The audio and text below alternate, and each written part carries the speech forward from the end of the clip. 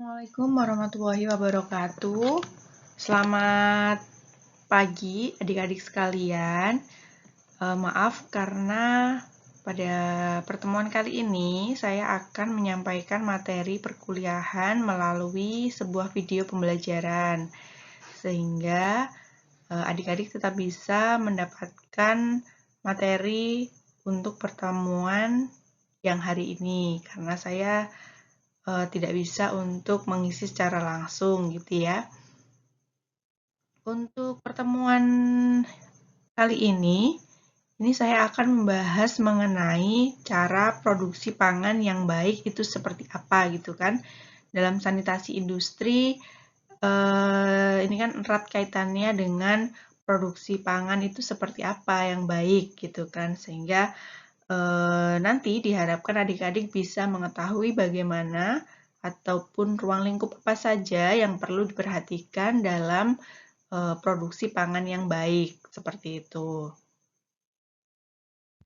Nah, dalam memproduksi pangan yang baik itu pasti di dalamnya ada jaminan mutu dan keamanan pangan gitu ya, yang ini sangat diperlukan oleh setiap industri, apalagi industri pangan gitu ya.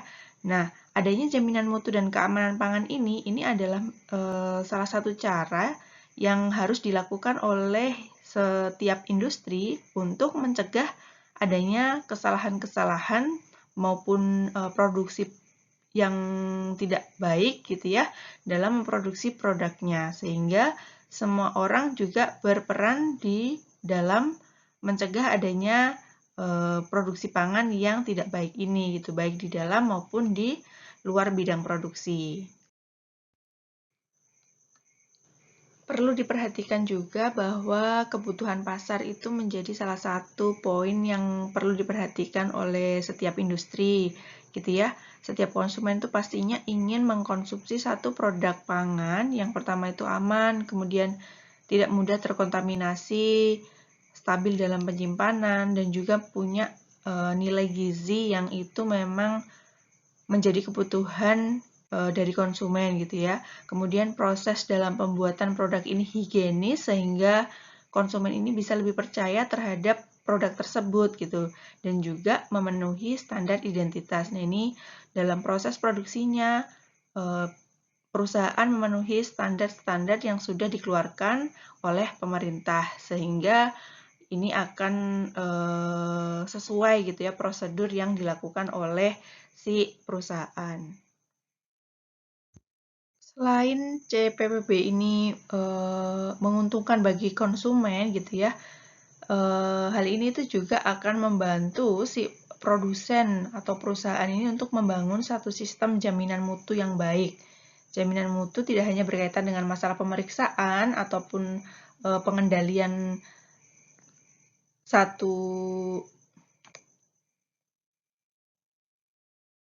penerapan CPPB ini itu juga membantu si produsen untuk membangun satu sistem jaminan yang baik gitu ya, sehingga jaminan mutu itu tidak hanya berkaitan dengan masalah pemeriksaan dan pengendalian, namun juga menetapkan standar mutu produk yang sudah harus dilakukan sejak tahap awal produk sampai produk tersebut didistribusikan kepada konsumen. Oke, kalau tadi kan kita sudah membicarakan tentang bagaimana ataupun kebutuhan dari konsumen terhadap produk pangan itu seperti apa gitu ya. Yang tadi aman, kemudian stabil dalam penyimpanannya, dan juga bernilai gizi gitu ya. Nah, kemudian apa sih definisi dari CPPB ini atau cara produksi pangan yang baik ini gitu. Nah, ini tuh merupakan suatu pedoman cara memproduksi makanan yang bertujuan agar produsen memenuhi persyaratan yang telah ditentukan untuk menghasilkan produk makanan bermutu sesuai dengan tuntutan konsumen. Penerapan ini itu tuh tidak hanya menguntungkan bagi konsumen, tapi juga membantu produsen untuk membangun satu sistem jaminan mutu yang baik, ya, sehingga sama-sama diuntungkan ketika suatu perusahaan ini menerapkan cara produksi pangan yang baik. Oke, kemudian sebenarnya apa sih manfaat penerapan CPPB ini gitu ya? Yang pertama, melindungi konsumen dari penyakit atau kerugian yang disebabkan oleh makanan yang tidak memenuhi persyaratan. Sehingga kalau kita memproduksi satu produk pangan dengan CPPB, dengan penerapan CPPB, ini bisa dipastikan bahwa produk yang kita hasilkan itu jauh dari kontaminasi yang bisa menyebabkan satu penyakit ataupun kerugian bagi konsumen gitu ya. Kemudian memberikan jaminan kepada konsumen bahwa makanan yang dikonsumsi merupakan makanan yang layak.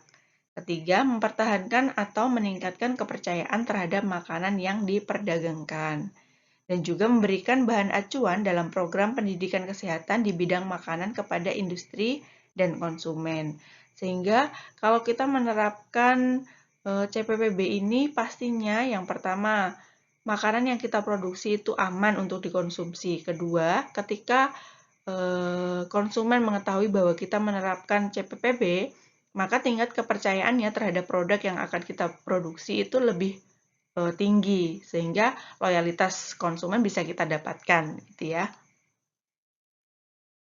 Nah, selain memproduksi dan menyediakan makanan yang aman dan layak bagi konsumen, penerapan CPPB ini juga akan memberikan informasi yang jelas dan mudah dimengerti kepada masyarakat untuk melindungi makanan terhadap kontaminasi dan kerusakan, gitu ya. Kemudian mempertahankan atau meningkatkan kepercayaan dunia internasional terhadap makanan yang diproduksi. Sehingga sangat disarankan ataupun harus dilakukan penerapan cara produksi pangan yang baik ini dalam perusahaan yang akan memproduksi suatu produk pangan. Oke, dan di sini ada gambar gitu ya yang menjelaskan mengenai kaitan GMP atau CPPB dengan sistem HACCP dan SSOP. Di sini cara produksi pangan yang baik itu sama dengan good manufacturing production gitu ya. Sehingga keamanan pangan itu mencangkup 3 hal, GMP, HACCP, dan SSOP. Nah, untuk mencapai HACCP itu sebagai manajemen mutunya, puncak manajemen mutunya gitu ya, itu harus didasari dengan program dasarnya. Program dasarnya apa? Ya GMP itu ataupun cara produksi pangan yang baik. Itu menjadi dasar dari tercapainya HACCP gitu ya. Kemudian bedanya dari GMP dan SSOP itu apa sih gitu. Kalau GMP itu secara luas terfokus pada aspek operasi pelaksanaan tugas dalam pabriknya sendiri serta operasi personel. Kalau SSOP itu merupakan prosedur yang digunakan oleh industri untuk membantu mencapai tujuan ataupun sasaran keseluruhan yang diharapkan oleh GMP dalam memproduksi pangan yang bermutu tinggi, aman, dan tertib gitu ya.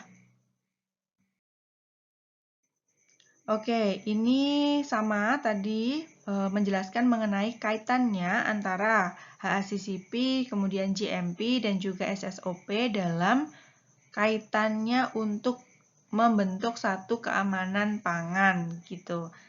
Ini saya menyebutkan GMP, kalian nggak usah bingung gitu ya. GMP itu sama dengan CPPB seperti saya bilang sebelumnya bahwa ini hanya singkatan untuk penggunaan bahasa Indonesia dan juga bahasa Inggris, tapi intinya sama gitu ya.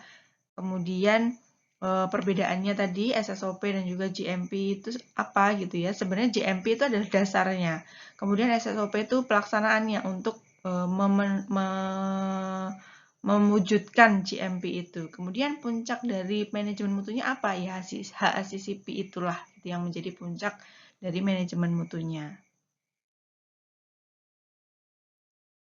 Kemudian jika kalian ingin tahu lebih detail gitu ya, bagaimana sih cara produksi pangan yang baik skala industri rumah tangga, nah itu sudah diatur oleh pemerintah melalui Badan Pengawas Obat dan Makanan atau BPOM, ini untuk meningkatkan keamanan pangan khususnya pada industri rumah tangga. Nah ini aturannya seperti apa itu sudah ada di dokumen tersebut, dan jika kalian ingin mempelajari lebih detail bisa dicari di Google gitu ya, ada dokumennya untuk produksi pangan yang baik skala industri rumah tangga itu seperti apa gitu ada.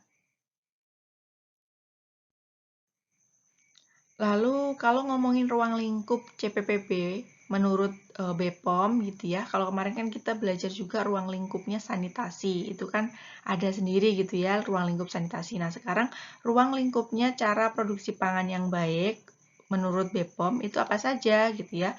Yang pertama satu, lokasi dan lingkungan produksi, kemudian bangunan dan fasilitas, peralatan produksi, suplai air atau sarana penyedia air, kemudian fasilitas dan kegiatan hygiene dan sanitasi, kesehatan dan hygiene karyawan, pemeliharaan dan program hygiene sanitasi karyawan, penyimpanan,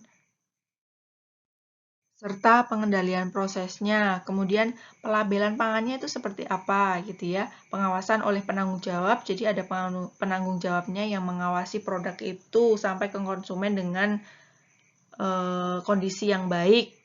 Kemudian penarikan produk. Nah, ini penarikan produk itu jika ada terjadi produk yang sampai di konsumen itu kok tidak sesuai dengan standar, nah itu akan ada penarikan produk. Kemudian pencatatan dan dokumentasi dan juga pelatihan karyawan.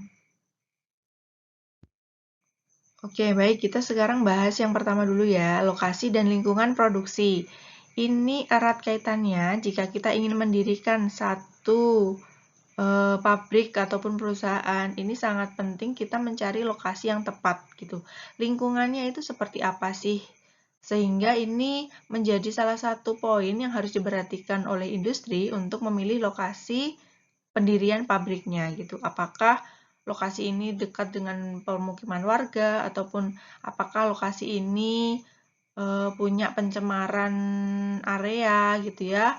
Apakah fasilitas air tanah di situ itu baik. Nah, itu menjadi poin-poin yang perlu diperhatikan dalam pemilihan lokasi dan lingkungan tempat produksi akan didirikan. Oke, ini merupakan salah satu contoh borang ataupun tabel yang bisa kalian gunakan ketika kalian ingin mengevaluasi apakah lokasi ataupun lingkungan yang ada di pabrik tersebut itu sesuai atau tidak gitu ya. Apakah dia nanti masuk kategorinya itu yang pertama minor, kemudian mayor, serius, ataupun kritis gitu ya. Pemeriksaannya ini bisa kalian lakukan dengan tabel seperti ini gitu. Contoh dari lokasi dan lingkungan produksi gitu. Yang pertama, lokasi dan lingkungan tempat produksi ini tidak terawat, kotor, kemudian berdebu. Nah, ini masuk kategori yang mana? Gitu. Apakah masuk kategori serius, kemudian atau masuk kategori kritis? Nah, ini kalian bisa centang. Yang kedua, bangunan dan fasilitas. Nah, ini bangunan dan fasilitas dipastikan ya, harus dipastikan bahwa bangunan yang dipakai ini dia tidak menyebabkan potensi adanya bahaya fisik, biologis, maupun kimia. Nah, hal-hal yang perlu diperhatikan dalam bangunan dan fasilitas, ini ada beberapa hal. Yang pertama, ruang produksinya. Ini meliputi konstruksi lantai. Apakah ketika nanti pembersihan, ini lantainya mudah dibersihkan atau tidak. Kemudian aliran air ketika membersihkan peralatan gitu ya, apakah dia nanti juga mudah mengalirkan air. Nah, itu perlu diperhatikan. Kebersihan lantainya juga, dinding, kemudian langit-langit.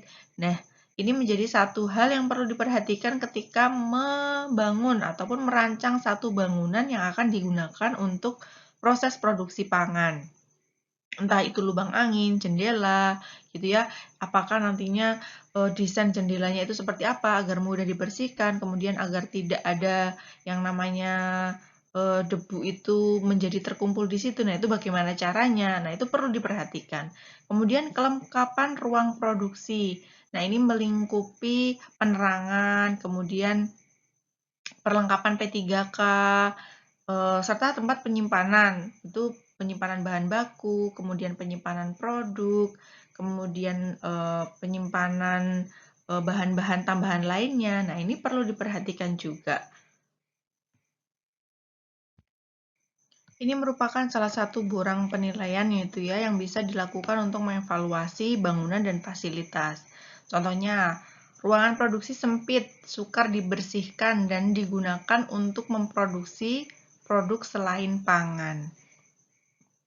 ini masuk kategori yang mana? Apakah masuk kategori minor, mayor, kemudian serius, atau yang kritis? Nah, itu nanti dicentang.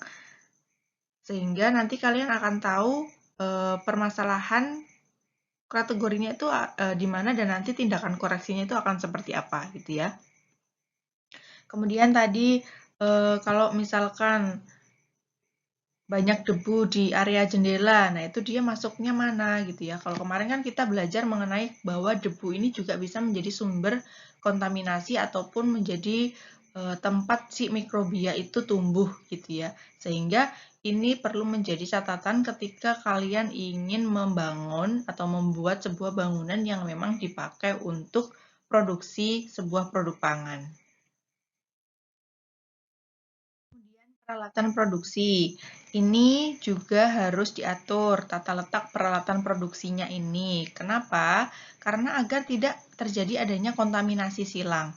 Misalkan kita memproduksi buah potong gitu ya. Diharapkan bahwa nantinya ketika mendesain tempat untuk produksi, ini ketika buahnya baru sampai di penerimaan, itu berbeda ruangannya dengan yang untuk buah yang siap potong, sehingga tidak ada kontaminasi silang gitu, tidak ada penyebaran kontaminasi gitu. Misalkan ternyata di penerimaan buah itu masih ada buah yang ada menempel tanah gitu ya, tempelan tanah gitu ya. Kemudian kalau misalkan itu berdekatan dengan area untuk memotong si buah itu, bisa jadi ketika dipotong itu masih ada cemaran tanahnya gitu yang bisa saja terbawa oleh angin sampai ke area pemotongan buah gitu. Kalau misalkan peletakannya itu dijauhkan, itu nanti akan menurunkan resiko adanya si tanah ini bisa sampai ke ruangan pemotong gitu. Sehingga perlu diperhatikan ya tata letak ataupun tata letak maupun ruangannya itu perlu diperhatikan. Bagaimana agar sebisa mungkin mencegah adanya kontaminasi silang tersebut. Kemudian peralatan yang dipakai itu juga harus diperhatikan ketika habis dipakai untuk memotong buah nanas, kemudian jangan sampai itu tidak dibersihkan kemudian dipakai untuk memotong buah melon gitu ya. Itu nanti juga bisa saja adanya kontaminasi silang yang awalnya adanya cemaran di bagian nanas, kemudian karena alatnya tidak dibersihkan dan langsung dipakai untuk pemotongan buah lainnya, itu mencemari buah lainnya itu tadi. Ini contoh borang pengkategorian yang bisa digunakan gitu ya. Contohnya permukaan yang kontak langsung dengan tangan berkarat dan kotor. Nah, ini masuk mana nih kalau sudah peralatannya kok berkarat dan kotor tapi tetap dipakai untuk produksi. Nah, ini masuknya mana? Ya, masuknya pasti yang masuk kritis ya, karena kalau sudah berkarat di situ pasti ada bakteri patogen yang mana itu sangat-sangat membahayakan untuk konsumen ketika itu ada pada produk pangan gitu ya. Kemudian peralatan tidak dipelihara dalam keadaan kotor dan tidak menjamin efektivitas sanitasinya. Ini masuknya ke serius gitu ya, karena tidak ada pemeliharaan, keadaannya kotor, pasti di situ akan banyak timbul yang namanya cemaran mikroorganisme.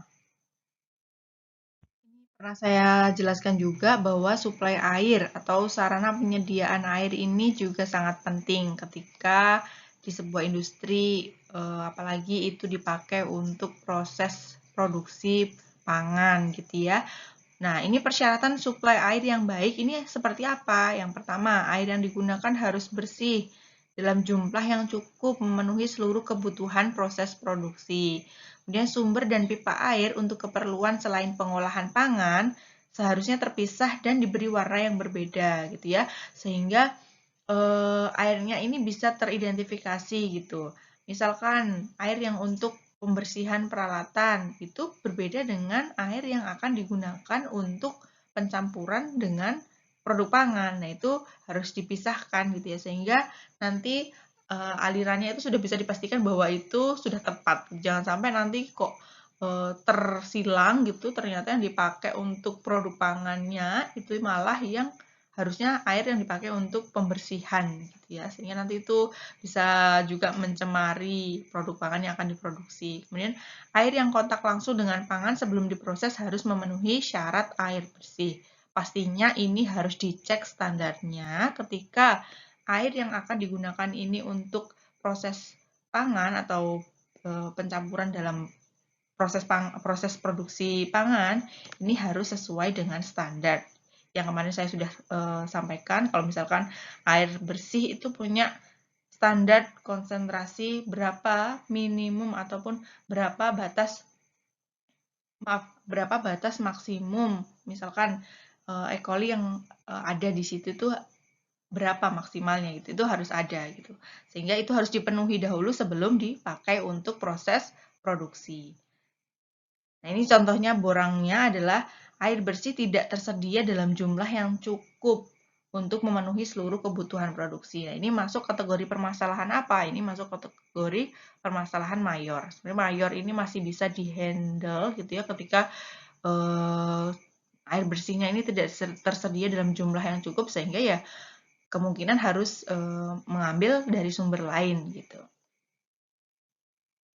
Kemudian air berasal dari suplai yang tidak bersih. Wah ya ini masuk kategori kritis gitu, sudah tidak bisa kalau sumbernya saja sudah tidak bersih. Bagaimana nanti akan digunakan dalam proses produksi. Nah ini pasti tidak memenuhi standar yang harus dipenuhi gitu ya, sehingga ini masuk dalam kategori kritis. Fasilitas dan kegiatan hygiene dan sanitasi. Nah, fasilitas dan kegiatan hygiene dan sanitasi ini diperlukan untuk menjamin agar bangunan dan peralatan selalu dalam keadaan bersih dan mencegah terjadinya kontaminasi silang dari karyawan.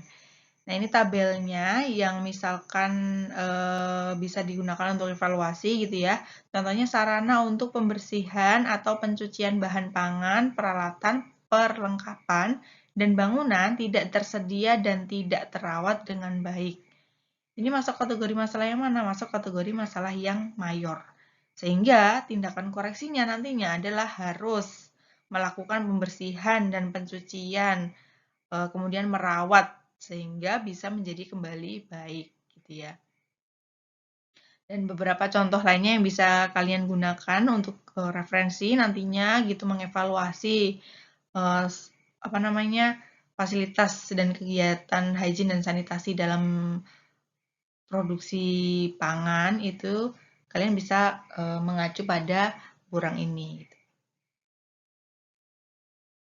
Kemudian kesehatan dan hygiene karyawan. Kemarin saya sudah bilang ya kalau misalkan hygiene, personal hygiene ataupun kebersihan dari karyawan itu juga sangat berpengaruh, bisa saja menimbulkan kontaminasi dari manusia gitu ya.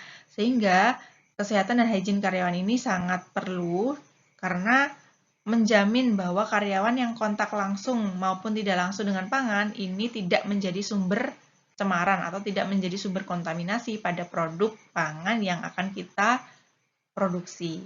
Yang pertama yang harus diperhatikan apa? Yaitu kesehatan karyawan, kemudian kebersihan karyawan, dan juga kebiasaan karyawan. Kesehatan karyawan ini biasanya dalam setiap bulan gitu ya, pasti karyawan itu akan dicek kesehatannya. Apakah dia bisa menularkan satu penyakit gitu ya, biasanya tuh yang berhubungan dengan mikrobia gitu, cemaran mikrobia. Kalau misalkan dia sakit diare, nah itu otomatis sudah nggak boleh masuk ke ruang produksi pangan gitu, karena dikhawatirkan bisa membawa menjadi sumber kontaminasi bagi produk pangannya gitu. Kebersihan karyawan, kalau misalkan setiap mau masuk ruang produksi, itu harus selalu dalam kondisi yang bersih gitu ya, selalu memakai peralatan maupun perlengkapan yang mana itu menjaga dari kontaminasi terhadap produk pangan. Nah, ini untuk borang penilaiannya. Ini contohnya adalah karyawan di bagian produksi pangan, ada yang tidak merawat kebersihan badannya, dan atau ada yang sakit. Kalau ada yang sakit, ini otomatis sudah masuk ke kategori kritis gitu ya, karena Jika seseorang itu sakit, bisa jadi nanti dia adalah pembawa kontaminasi, sehingga ini dilarang ketika ada seorang pegawai yang sakit masuk dalam ruang produksi. Kemudian karyawan di bagian produksi pangan tidak mengenakan pakaian kerja dan atau mengenakan perhiasan. Ini masuk juga dalam kategori serius karena nanti misalkan dalam proses produksi kemudian dia menggunakan aksesoris perhiasan gitu ya.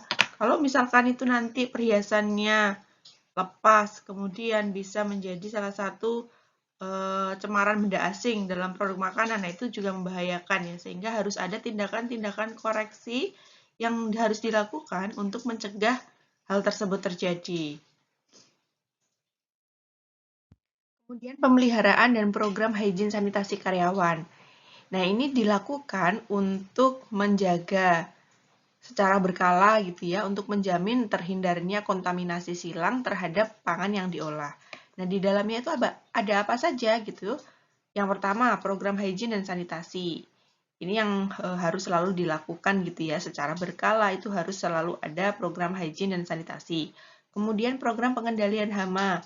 Ini salah satunya adalah pest management gitu untuk hewan-hewan pengerat yang bisa menjadi sumber kontaminasi bagi produk pangan. Kemudian yang ketiga, program penanganan sampah. Ini juga harus diperhatikan. Kenapa? Karena kalau misalkan penanganan sampah tidak dilakukan secara berkala, ini akan menjadi masalah dan bisa saja menjadi sumber kontaminan bagi produk pangan. Nah, kemudian untuk borangnya, contohnya seperti apa sih borang penilaian untuk pemeliharaan dan program hygiene dan sanitasi? Ini salah satu contohnya, bahan kimia pencuci tidak ditangani dan digunakan sesuai prosedur. Disimpan dalam wadah tanpa label. Ini masuk dalam kategori mayor ya, karena kalau misalkan bahan kimia ini tidak digunakan sesuai prosedur, misalkan digunakan dengan jumlah konsentrasi yang melebihi standar. Nah, ini bisa menjadi cemaran kan bagi produk yang akan kita produksi. Kemudian program hygiene dan sanitasi tidak dilakukan secara berkala. Ini masuk dalam kategori serius. Kenapa? Ya karena kalau misalkan hygiene dan sanitasinya tidak dilakukan secara berkala, ini pasti akan menciptakan satu lingkungan yang tidak kondusif untuk proses produksi gitu ya. Yang bisa tentunya mengganggu ataupun memungkinkan potensi adanya cemaran yang bisa membahayakan konsumen. Nah, ini untuk penyimpanan. Penyimpanan bahan yang digunakan dalam proses produksi seperti bahan baku, kemudian bahan tambahan, dan juga produk akhir. Nah, ini dilakukan dengan baik sehingga ini dia tidak mengakibatkan adanya penurunan mutu dan juga keamanan pangan. Kemudian lingkupnya apa saja sih penyimpanan ini? Seperti tadi disampaikan, penyimpanan bahan baku dan produk akhir ini menjadi salah satu poin yang harus diperhatikan ketika kita mengolah suatu produk pangan gitu ya. Gudang raw material yang baik, kemudian agar tidak adanya kontaminasi gitu ya, sehingga tetap terjaga kualitas dan mutu si produk awalnya, kemudian sampai menjadi produk akhirnya. Kemudian penyimpanan bahan berbahaya. Ini nanti misalkan ada senyawa-senyawa kimia yang berbahaya yang harusnya dia dihandle dalam kondisi tertentu sehingga tidak mencemari gitu ya, membuat cemaran. Ini juga harus dilakukan dengan baik. Gitu. Ketika tidak, nanti bisa saja terjadi potensi bahaya yang ada di ruang produksi. Penyimpanan wadah dan juga pengemas, kemudian label pangan, dan juga peralatan produksinya. Untuk borangnya sendiri, salah satu contohnya adalah bahan pangan, bahan pengemas disimpan bersama-sama dengan produk akhir dalam satu ruangan penyimpanan yang kotor, lembab, dan gelap, diletakkan di lantai atau menempel di dinding. Ini sudah termasuk kategori kritis ya, tidak diperbolehkan jika misalkan penyimpanannya itu dijadikan dalam satu ruangan dari bahan awal sampai produk akhir, plus ini ruangannya kotor, lembab. Ya, ini bisa menyebabkan adanya cemaran gitu yang bisa membahayakan bagi produk tersebut.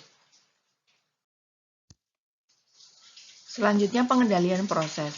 Untuk kita mempunyai produk dengan mutu yang terjamin, mutu yang berkualitas, kemudian mutu yang selalu konsisten gitu ya, ini juga harus dilakukan pengendalian prosesnya.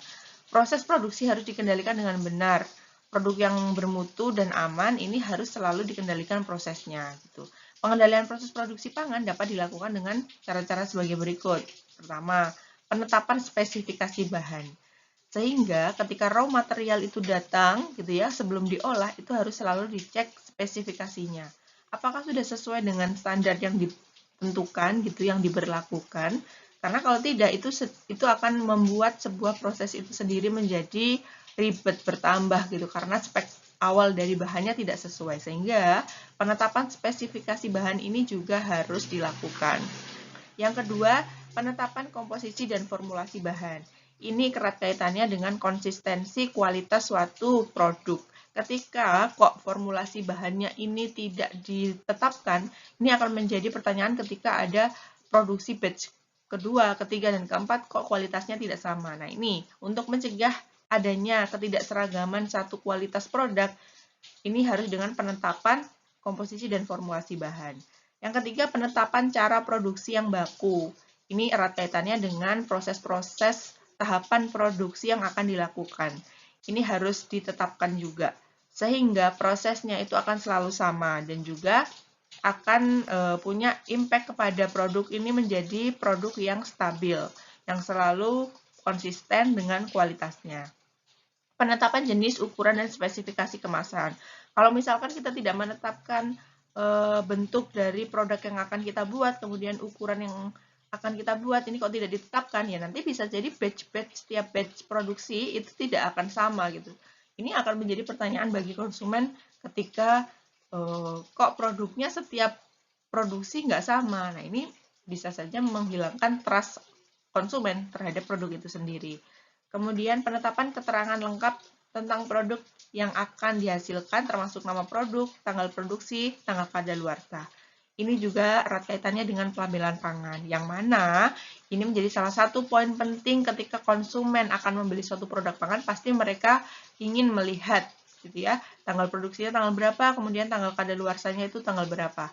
Sehingga ini juga akan membuat si konsumen itu menjadi lebih merasa aman ketika kita memberikan label pada produk pangan yang kita produksi secara detail dan lengkap.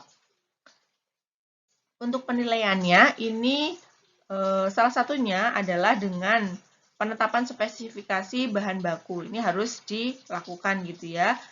Kemudian penetapan komposisi formulasi bahan.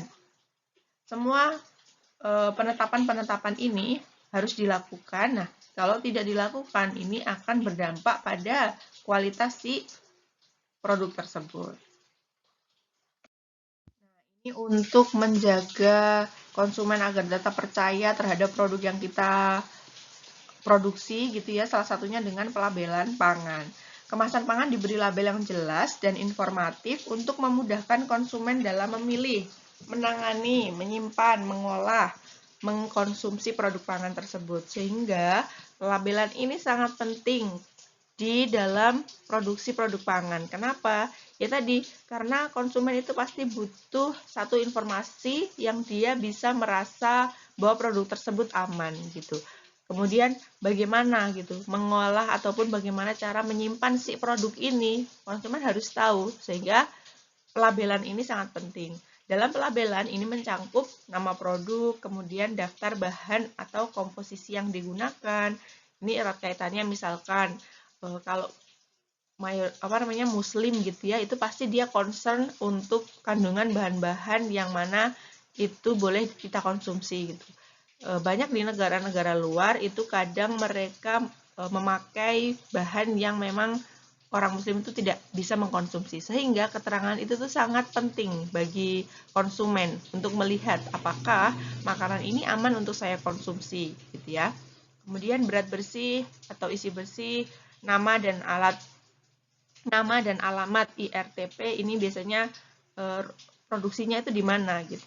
Tanggal, bulan, dan tahun kadaluarsa itu penting sekali untuk konsumen bisa tahu kapan masa berlaku yang bagus pada produk tersebut gitu, produk produksinya, kode produksi berapa, ini untuk mencegah nantinya adanya satu komplain kerusakan pada produk gitu ya, agar kita bisa telusur, oh di batch produksi yang mana ini produk yang punya kendala ini bagian produksi ataupun tanggal berapa gitu ya. Kemudian kode PIRT, nah ini biasanya dilakukan pada industri rumah tangga gitu ya, harus ada nomor PIRT-nya. Contoh borangnya untuk klasifikasi gitu ya, mengkategorikan jika ada masalah di pelabelan pangan, ini contohnya label pangan tidak mencantumkan nama produk, daftar pangan yang digunakan, berat bersih, nama, alamat IRTP, masa kadaluarsa. Nah, ini berarti mencakup semuanya ya, sehingga yang menjadi kategori yang kritis, yang mana ini harus dicantumkan gitu ya. Dalam produksi satu produk pangan, ini harus ya ada yang namanya pengawas ataupun penanggung jawab gitu ya. Ini adalah seseorang yang diperlukan untuk mengawasi seluruh tahapan proses produksi serta pengendaliannya untuk menjamin bahwa produk yang dihasilkan ini itu aman dan bermutu. Ruang lingkupnya kalau disebutkan itu ya berarti penanggung jawab, kemudian pengawasan. Seseorang itu melakukan pengawasan. Nah, kalau misalkan ada contoh permasalahan gitu, kok si produksi ini tidak mempunyai penanggung jawab yang punya kompetensi untuk penyuluhan keamanan pangan, ya ini berarti menjadi titik kritis dari industri tersebut, sehingga harus ketika itu sudah masuk kategori kritis, tindakan koreksinya apa ya? Mereka harus mempunyai satu penanggung jawab yang dia memiliki sertifikat penyuluh keamanan pangan. Kemudian contohnya lagi, tidak melakukan pengawasan internal secara rutin, termasuk monitoring dan tindakan koreksi. Nah, ini masuk dalam kategori serius, sehingga kalau misalkan tidak dilakukan pengawasan, ini tindakan koreksinya ya butuh tindakan pengawasan secara internal secara rutin. Lalu penarikan produk ini harus ada gitu ya dalam kita memproduksi proses pangan. Penarikan produk itu dilakukan ketika kapan? Penarikan produk dilakukan ketika misalkan produk yang kita produksi itu sudah beredar di konsumen, tapi ternyata ada kesalahan proses produksi ataupun ada standar yang tidak memenuhi. Contohnya kemarin itu permasalahan di salah satu produk mie gitu ya, yang mengandung senyawa yang melebihi batasan. Sehingga ketika ternyata kok ada hal tersebut semacam itu gitu, itu semua produk pada produksi batch tersebut harus segera ditarik. Semua produk yang sudah tersebar itu harus segera ditarik oleh perusahaan untuk kembali masuk ke pabrik untuk dimusnahkan gitu. Kenapa? Karena kalau tidak itu akan membahayakan bagi masyarakat secara luas gitu ya, sehingga harus dilakukan penarikan produk tersebut untuk menghindari semakin meluasnya bahaya yang bisa beredar di konsumen. Ini tindakan yang harus ada di pabrik gitu ya, di perusahaan untuk melindungi masyarakat dari produk pangan yang tidak memenuhi persyaratan keamanan pangan. Contoh borangnya, ini kalau misalkan di produksi industri rumah tangga gitu ya, tidak melakukan penarikan produk pangan yang tidak aman. Ini masuk mana? Kategori serius. Sehingga langkah penarikan produk ini harus dilakukan ketika ada satu produk yang menyebar di konsumen dan tidak sesuai dengan standar. Kemudian pencatatan dan dokumentasi. Pencatatan dan dokumentasi ini erat kaitannya dengan penelusuran produk ketika ada masalah gitu di satu produk yang kita produksi. Ini akan memudahkan kita untuk melakukan penelusuran, sehingga pengecekannya itu lebih mudah ketika kita punya pencatatan dan dokumentasi. Kalau kita misalkan punya perusahaan untuk memproduksi pangan, ini harus dilakukan pencatatan dan dokumentasi ini, karena nanti kalau tidak ya akan mempersulit kita sendiri gitu melakukan tindakan koreksi ketika ada masalah pada produk yang kita produksi. Karyawan ini biasanya dibutuhkan untuk mengupgrade ya pengetahuan dasar mengenai prinsip-prinsip dan praktek hygiene dan sanitasi terhadap pengolahan pangan yang ditangani. Sehingga ketika karyawan ini update terhadap informasi tersebut, diharapkan mampu mendeteksi resiko yang mungkin terjadi, gitu. Dan bila diperlukan untuk memperbaiki penyimpangan yang terjadi dalam proses produksi, sehingga kita bisa memproduksi pangan yang bermutu dan aman. Sudah saya sampaikan mengenai poin-poin ruang lingkup dari CPPB gitu. Harapannya kalian sudah bisa mengerti poin-poin apa saja yang perlu diperhatikan dalam proses memproduksi pangan yang baik. Kemudian mengklasifikasikan satu permasalahan-permasalahan di dalam proses produksi dan mengkategorikan. Kemudian setelah berhasil mengkategorikan bagaimana sih tindakan koreksinya, seperti itu. Kemudian saya akan move ke jenis-jenis sanitizer gitu ya. Jenisnya apa saja sih yang bisa digunakan untuk mensanitasi dalam proses produksi itu apa saja gitu. Yang pertama bisa menggunakan panas. Nah, panas ini biasanya memiliki suhu tertentu dan juga waktu tertentu sehingga tidak tidak menjadi sumber penurunan mutu ketika kita menggunakan panas tersebut dalam proses. Kemudian ada radiasi UV. Ini biasa dilakukan untuk mensterilkan wadah pengemasnya produk ini agar tidak ada pertumbuhan mikrobia, termasuk salah satunya virus. Kemudian senyawa kimia. Ini juga bisa dilakukan untuk sanitasi satu peralatan proses produksi gitu ya. Biasanya menggunakan senyawa klorin, iodium gitu, tapi ini juga harus menggunakan batasan konsentrasi tertentu untuk penggunaannya sehingga tidak ada nanti di akhir malah ada cemaran senyawa desinfektan ini gitu sehingga harus sesuai dengan batas penggunaannya. Sanitasi kimiawi yang tadi disebutkan, contohnya desinfektan, ini ada ketentuan-ketentuan tertentu yang harus diperhatikan juga agar proses sanitasi menggunakan senyawa kimia ini lebih efektif gitu ya. Biasanya memang di industri itu kebanyakan menggunakan senyawa desinfektan ini untuk mengefektifkan dalam mengurangi pertumbuhan mikroba gitu ya. Karena memang ini salah satu cara yang lebih ekonomis itu untuk dilakukan oleh satu industri. Nah, ini peraturannya ketika kita menggunakan senyawa kimia gitu ya untuk proses sanitasi, ini kita harus tahu jenis dan konsentrasinya. Seperti yang saya bilang tadi bahwa konsentrasi tertentu itu bisa aman digunakan, tapi ketika itu melebihi standarnya itu akan menjadi salah satu cemaran juga, cemaran kimiawi dalam proses produksi.